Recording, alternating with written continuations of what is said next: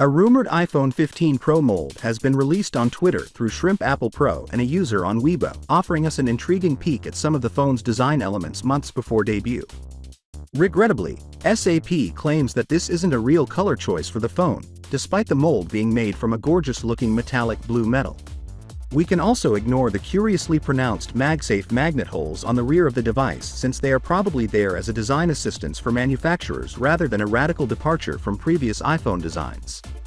A standard power button is also shown on the other border of the screen, along with some normal-looking volume buttons. It was rumored that the next professional iPhones will have a single solid-state volume rocker that would not move but would instead provide haptic feedback to the user when altering the volume. It's not unexpected to see the same trio of buttons on this mold, since it now seems that this will be an update for the iPhone 16 Pro. In this specific mold, there seems to be a separate button that might be the action button, which is said to take the place of the mute switch. It is situated above the volume buttons. This button may be used to quickly access a number of shortcuts in addition to being a means to quiet the iPhone. Moreover, there have been rumors that this button may be customized to a user's tastes. The size of the camera block in the future iPhone 15 Pro looks to be identical to that of the iPhone 14 Pro, which is some good news for the design.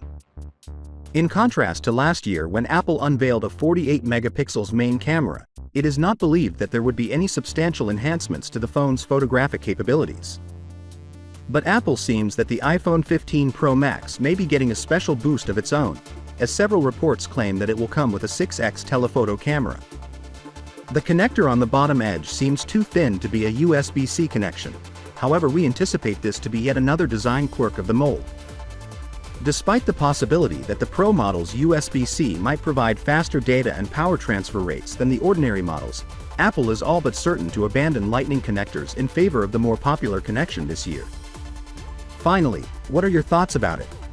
So with that being said, let me know your thought in the comment below, and if you are new here, please subscribe. Peace out.